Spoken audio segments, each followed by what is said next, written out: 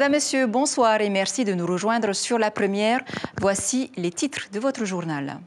Il accueille plus de 130 patients par jour en cette journée mondiale de la santé. Gros plan sur le service des urgences du Taoné qui fonctionne à flux tendu. Le pays très en retard, à un peu plus de 100 jours des épreuves de surf des JO à Teahupo'o. Les chantiers de la presqu'île ne sont pas encore achevés, vous allez le voir. Le projet de loi fiscal du pays, qui devait rapporter 4 milliards de recettes au gouvernement, sera réexaminé à l'Assemblée de la Polynésie jeudi, et ce après que le texte ait été rétoqué par le Conseil d'État. On en parle avec notre invitée Tepuaraur Iter Itei, représentante du Tapurahwit Atira à l'Assemblée de Polynésie. Bonsoir, à tout à l'heure. La promo party a tenu toutes ses promesses hier soir. Le front de mer de Papeete a accueilli du monde autour de plusieurs concerts. Un pur moment de convivialité partagé par les familles. Enfin, pour les nostalgiques, notre Fénois d'avant nous emmène ce soir aux Jeux de Polynésie de l'an 2000, marqués par plusieurs victoires remportées par les équipes venues des îles. Mais avant d'aller plus loin, en cette journée mondiale de la santé, plein phare sur le service des urgences du Taoné. Un service confronté aux accidents courants, détresse vitale, victimes d'agressions ou de violences. Le personnel médical travaille à flux tendu depuis maintenant quelques mois. Charlotte Mestre et Patrick Sinsing. 8 h ce dimanche matin, l'équipe de nuit des urgences passe le relais pour la journée. Les 12 dernières heures ont été actives entre consultations sans gravité et gestion des suites de la Pumuru Party. Bref, un samedi soir classique. Le samedi soir et le vendredi soir, classiquement, on a un peu plus de traumatologie de la route, on a plus de patients alcoolisés aussi. Il y a de la bagarre sur fond d'alcool, sur fond toxique aussi. Donc c'est le samedi soir, on voit souvent des gens assez agités, parfois un petit peu agressifs. Chaque jour, ils sont une douzaine à faire tourner les urgences. Si le 15 et l'accueil du Taoné effectuent un tri en amont selon la gravité des patients, depuis quelques mois, le service est de plus en plus rapidement saturé. On a plus de patients en général, donc c'est compliqué de pouvoir prendre tout le monde en charge de bonne qualité. Malheureusement, parce qu'on est un peu surmené, on est un peu la tête sous l'eau et on a du mal à suivre le rythme des arrivées des patients aux urgences.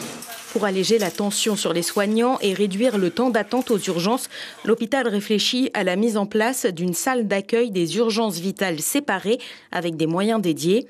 Les équipes travaillent aussi à créer un pôle de gestionnaire de lits. L'idéal, ce serait un cadre avec une infirmière et qui viendrait en soutien des urgences, en soutien ensuite des différents services, qui viendrait en soutien des urgences, en soutien... D'accord. Parce que là, actuellement, si jamais un patient des urgences a besoin d'un lit, comment ça se passe? Alors actuellement, c'est le week-end, c'est les urgentistes qui recherchent les lits. Alors c'est vrai que c'est pas du temps du coup qui passe auprès des patients. Les équipes des urgences espèrent la création de ce pôle d'ici les prochains mois et un ajustement des moyens humains rapidement.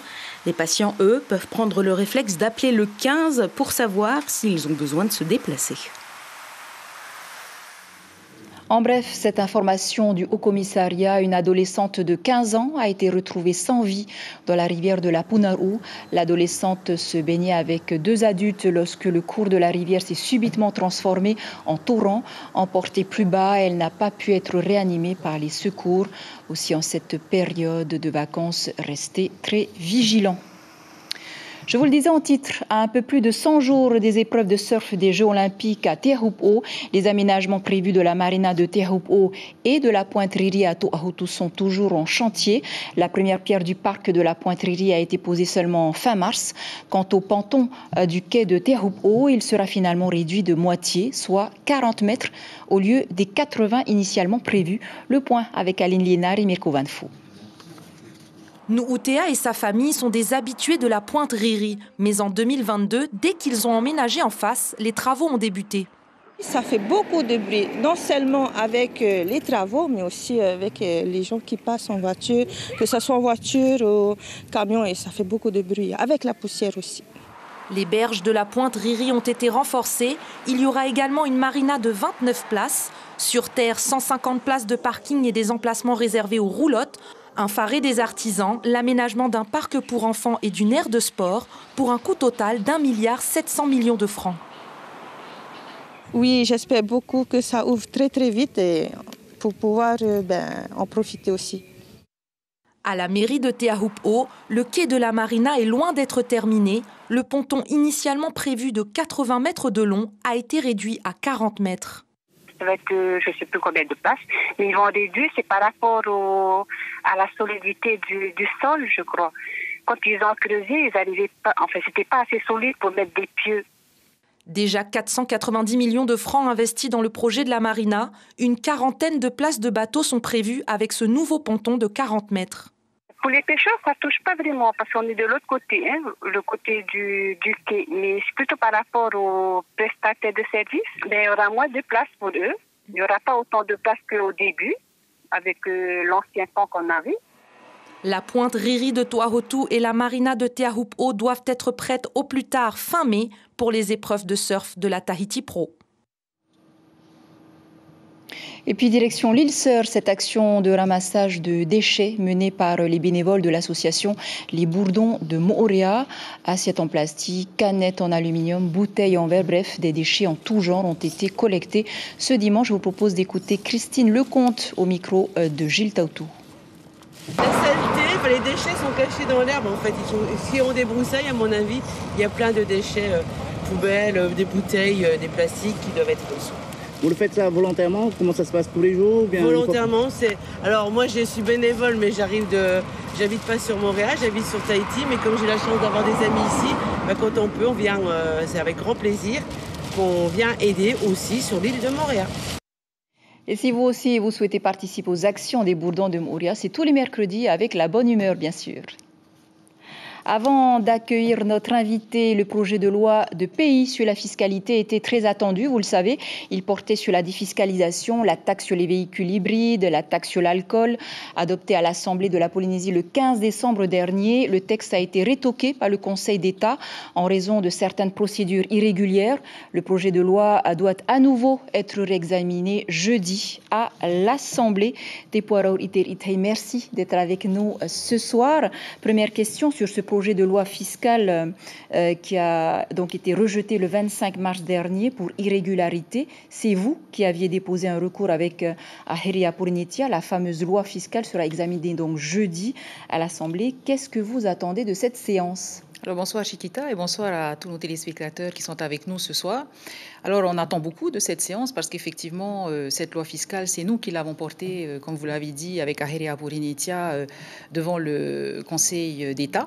Et on connaît la décision du Conseil d'État puisque le Conseil d'État nous a donné raison en disant qu'effectivement cette loi de pays avait été votée contrairement à ce qui était prévu donc dans le règlement intérieur par rapport à la procédure et donc a obligé le gouvernement à présenter à nouveau un texte et on espérait justement que ce texte qui allait nous être présenté allait tenir compte de certaines autres remarques qu'il y avait dans le recours parce que si le recours aujourd'hui porte que sur la forme, il y avait également des éléments de fond qu'on avait mis en avant et à travers également les professionnels qui ont tiré un bilan depuis les 3 premiers mois d'utilisation de cette loi fiscale parce qu'elle a été retoquée, comme vous l'avez dit, le 25 mars. Donc pendant 3 mois, elle a été utilisée. Donc on pouvait faire un bilan et ça permettait au gouvernement finalement de revoir sa copie et éventuellement de prévoir des améliorations ou des modifications à ce qu'ils avaient pensé. Et en fait, il n'en est rien ou quasiment rien. Il y a peut-être 2 petits mots qui ont changé et qui tiennent compte effectivement d'un recours qui a été fait par les avocats, par l'ordre des avocats. Mais à part ça, rien d'autre sur les incidences budgétaires. Tout est maintenu en l'état. En tout cas, c'est ce qui nous a été présenté en commission, même si le président du gouvernement l'avait pourtant dit depuis Singapour, il avait dit qu'il y aurait des amendements qui seraient proposés. Donc, ça n'a pas été fait en commission. On a espoir que ce soit fait lors de la séance plénière. Donc, nous attendons cette séance avec impatience. Le gouvernement doit effectivement, comme vous le disiez, revoir sa copie. Vous avez fait de nouvelles propositions ou bien vous êtes déjà certain que vous ne serez pas d'accord avec ce projet de loi fiscale? Alors, nous n'en avons pas fait pendant la commission, puisque nous n'avons pas déposé d'amendement. Nous avons tenu à voir ce que le gouvernement nous proposait. Donc, en face de nous, on a eu un ministre dans le total déni qui nous a dit que, de toute façon, il n'y avait pas de problème, que tout allait bien. Un petit peu comme ce que le président de la Polynésie est venu vous dire, qu'il n'y avait aucune difficulté, que les mesures qu'ils avaient mises en place pour la cherté de la vie, qu'on cherche toujours, parce qu'ils prétendent que dans ce texte, il y a des mesures pour lutter contre la cherté de la vie, avaient porté leurs fruits, qu'il n'y ait plus d'inflation. Enfin, je pense que là, il y a beaucoup de déni, puisqu'on a un gouvernement qui nous dit tout va bien, dans le meilleur des mondes. Et lorsqu'on entend la population, lorsqu'on va les uns et les autres faire nos courses au magasin, on se rend bien compte que les prix n'ont pas baissé. Lorsqu'on parle avec les professionnels, en particulier du bâtiment, on voit des grandes inquiétudes de la part des bureaux d'études qui sont la première étape, justement, par rapport aux projets à venir. Et puis, il y a des licenciements dans le BTP. Le ministre me prenait à partie en me disant « Oui, vous avez insinué qu'il y aurait des licenciements. » Il y en a. Si vous écoutez les chefs d'entreprise, il y a eu déjà dans une grosse société de grands travaux presque 200 licenciements depuis le début de l'année et ce n'est pas fini. Donc tout ça nous inquiète au plus haut point, nous, la minorité, nous, l'opposition. Mais en face de nous, on a une majorité qui vit dans un déni total, un gouvernement en particulier, parce que nos collègues à l'Assemblée de Polynésie qui sont dans la majorité sont tout autant inquiets que nous, puisqu'on échange beaucoup et on le voit bien même pendant les commissions, les membres du Tavini Huiraatira à l'Assemblée interpellent beaucoup leur propre gouvernement. Ce qui nous fait dire aussi qu'ils ne sont pas sur la même longueur d'onde. Et on assiste souvent en tant que témoin à des joutes verbales entre le gouvernement et leur propre majorité. On a même le président du Tavini Huiraatira, M. Oscar Temaru, que je salue ce soir, qui est allé jusqu'à dire lors de la dernière commission de l'économie qu'il faudrait que celui qui est à Singapour, lorsqu'il reviendra de son voyage, remette un petit peu ses pensées dans le droit chemin. Justement, dans un mois, le gouvernement fêtera ses 1 an de gouvernance. Quel bilan faites-vous de leur première année à la tête du pays? Alors, un bilan qui est très pauvre, puisque, en fait, à l'Assemblée de Polynésie, en tout cas, lors de la dernière mandature, on était habitué à beaucoup travailler, en tout cas à recevoir beaucoup de textes de la part du gouvernement. Aujourd'hui, heureusement que les élus de la majorité à l'Assemblée organisent des réunions d'information, s'intéressent à organiser plusieurs choses, mais venant du gouvernement, il n'y a vraiment pas grand-chose. Lorsqu'on organise des commissions, ce sont des commissions portant sur de l'information et non pas sur du travail législatif avec des nouveaux textes qui nous sont proposés. Donc, en fait, un bilan très pauvre. Et puis, comme je l'ai dit à l'instant, un bilan dans le déni total de la réalité, puisque, là encore, le ministre de l'Économie aimait bien se vanter du fait que d'avoir retiré la TVA sociale, ils avaient rendu 9 milliards à la population. Je l'avais déjà dit à l'époque, et je maintiens ce que je dis aujourd'hui. Je ne sais pas vous, mais moi, je ne ressens pas les effets de ces soi-disant 9 milliards rendus. Par contre, le problème qui persiste, c'est que jusqu'à aujourd'hui, ils ne nous ont pas expliqué comment ils allaient combler les 9 milliards de déficit à la CPS. Ça, c'est une réalité. Et le président Géros ne cesse d'interpeller d'ailleurs le gouvernement à ce sujet, puisqu'on attend toujours la réponse du gouvernement par rapport à ça. Un mot sur les JO 2024 à Tahiti. Nous l'avons vu dans le reportage, les travaux à Teahupo'o ont pris du retard. À partir de jeudi, on sera à J-100 des JO. Est-ce que vous pensez que la Polynésie sera prête pour accueillir les Jeux olympiques? En tout cas, nous n'avons pas le choix. Nous devons être prêts puisque ce jour-là, nous aurons le monde entier braqué sur la Polynésie. Et on aime bien dire que c'est pour les Jeux Olympiques qu'on fait tout ça, mais j'ai envie aussi de dire que tout ça, c'est aussi pour la population qu'on le fait. Et comme le disait la dame dans le reportage, et je les remercie pour leur patience, la population de Tairapou, parce qu'ils subissent les travaux, tout ça va rester pour la population de Tairapou, que ce soit Est ou Ouest, et qui pourront en profiter. Donc, nous devons être prêts. C'est un moment clé, à la fois aussi pour notre tourisme, parce que comme je le disais, on nous regardera pendant cette période, et puis il y aura d'autres grands événements sportifs qui seront appelés à se passer là-bas, et donc tout ça vaut le coup, et en fait, il faut qu'on soit prêt, on n'a pas le choix. Merci. Et on sera prêt. Merci Tepu'a Raouri d'avoir répondu à nos questions. Merci. La première éclipse solaire de l'année 2024 aura lieu demain, alors n'oubliez pas vos lunettes. L'éclipse totale sera observable surtout aux États-Unis, mais elle sera aussi visible des Marquises à 70%, Tahiti aussi à 65% dès demain matin de 6h à 7h30 du matin. Elle sera à son apogée vers 6h33 exactement, un phénomène que les scientifiques comptent bien étudier sous toutes ses coutures. Un mot de sport à présent avec le tournoi de tennis, la East Pacific Regional Championship. La cérémonie d'ouverture s'est déroulée cet après-midi. Dès demain, pas moins de 90 tennismen juniors venus de Cook, des îles Samoa, de Tonga et bien sûr de Tahiti vont s'affronter sur les terrains de Feipi, Excelsior et Napoleon Spitz. Tahiti mise bien sûr sur une vingtaine de ses meilleurs espoirs pour décrocher la place de ces jeunes pour les Océaniens juniors à Fidji. Écoutez les précisions de Ruth Manea, présidente de la fédération au micro de Gilles Tautou. C'est la première fois que le tennis depuis 1995 reçoit encore les hôtes de l'extérieur et comme je le disais, donc c'est un tournoi que l'on nomme l'EPRC. C'est un tournoi qui concerne la zone Est du Pacifique et effectivement c'est un tournoi pour qualifier les meilleurs qui participeront au championnat du Pacifique au mois de juillet 2024 à Fidji. Autre tournoi, celui de la Fédération tahitienne de volleyball. Pas moins de 64 équipes, hommes et femmes, s'affrontent depuis mardi à la Tahiti World Beach Pro Tour 2024. Le tournoi qui se déroule à Aotearoa cette année est décisif pour sélectionner les meilleurs joueurs du Fénois pour les Jeux olympiques de 2024. Les finalistes vont jouer leur dernier match vendredi. Voilà des images signées Patrick Tsinsing. Je vous le disais en préambule, en ce week-end de vacances, le front de mer de la capitale était noir de monde. Hier soir, les familles polynésiennes ont répondu présent à la promo party organisée par la ville de Papeete. Seuls, en famille ou entre amis, c'était l'effervescence. Mérini Gamblin, Hedienko.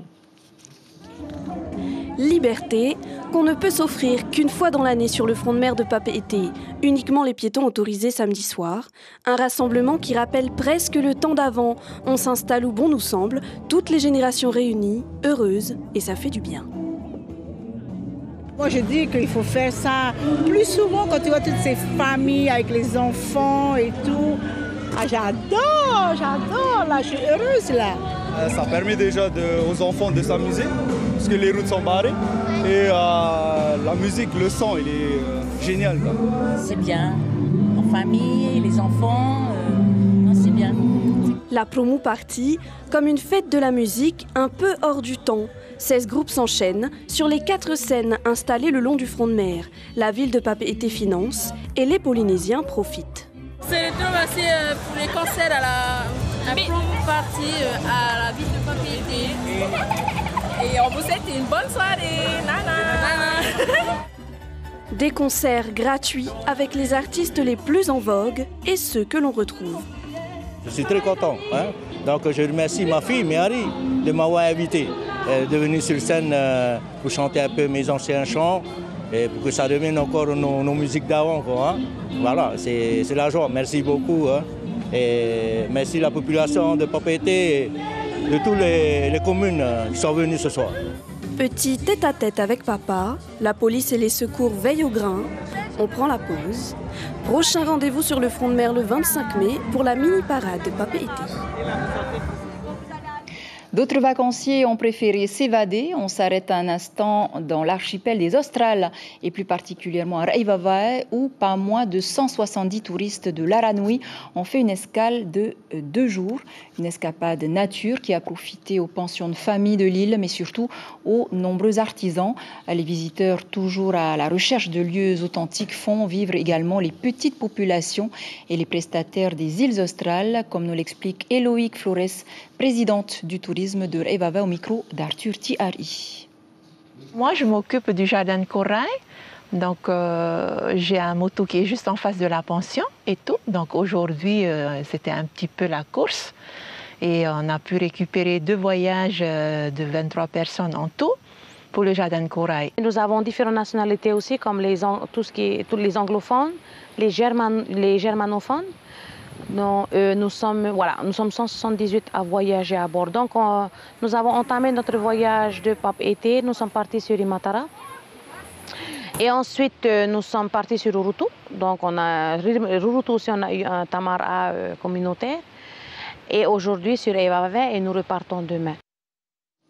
Et pour clore ce journal, notre Finnois d'avant nous emmène ce soir en l'an 2000 lors des Jeux de Polynésie organisés à Tahiti, marqués par la victoire de l'équipe féminine de Raiatea en volleyball, mais pas seulement. C'est un reportage de Patrick Ponce.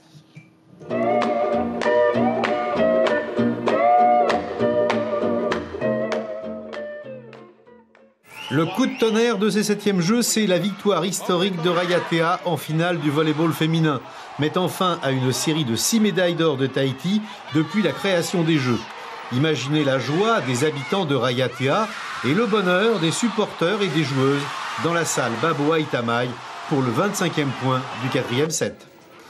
Le tennis de table a permis à Tahiti Nui d'engranger 14 médailles, dont 6 en or. Mais Raiatea montre plus que le bout de son nez avec 6 médailles en tennis tout court. Raiatea et Bora Bora font presque jeu égal avec Tahiti pour le total, mais Tahiti fait main basse sur 5 médailles d'or.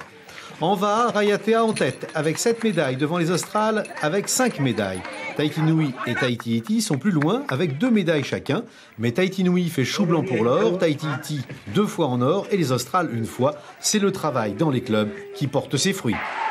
Le handball avec une finale Moréa-Tahiti chez les femmes et médaille d'or pour Moréa.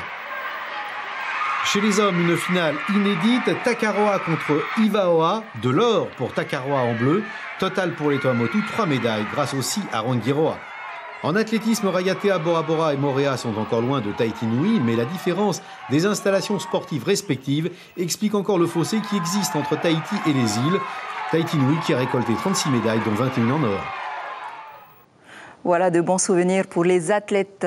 Voilà, et puis cette information qui vient d'arriver, un nouvel accident mortel sur la route. Un homme d'une quarantaine d'années en scooter a percuté une camionnette à Taha aujourd'hui. C'est la 11e victime de la route depuis le début de l'année. Voilà, c'est sur cette information que se referme cette édition dont je vous rappelle l'information principale en cette journée mondiale de la santé. Gros plan donc sur le service des urgences du Taoné. Le personnel médical confronté tous les jours à des patients de plus en plus nombreux travaille à flux tendu depuis quelques mois. Avant de nous quitter, les temps forts de cette semaine, demain, le tournoi de la Tahiti World Beach Tour ouvre à Aur Etinihau. Il se poursuit donc jusqu'à vendredi. Jeudi, le projet de loi fiscale sera donc réexaminé à l'APF. Enfin, vendredi, la pirogue hawaïenne Hokulea arrive à Rangiroa après 80 000 km d'expédition autour du monde depuis l'Alaska il y a près d'un an. Voilà pour l'essentiel de l'actualité. Merci de nous rester fidèles.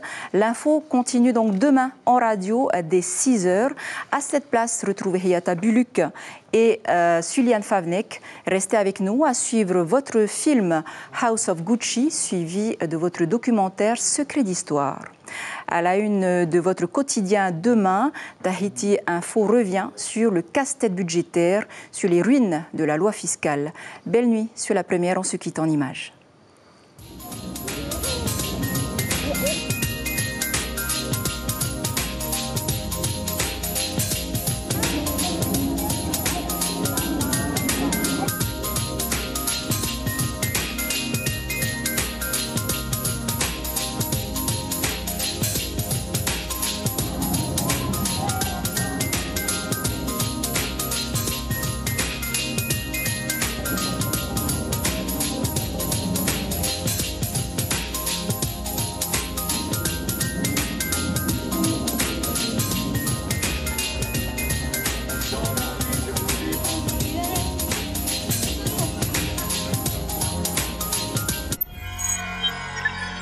Retrouvez ce programme en replay sur notre site internet.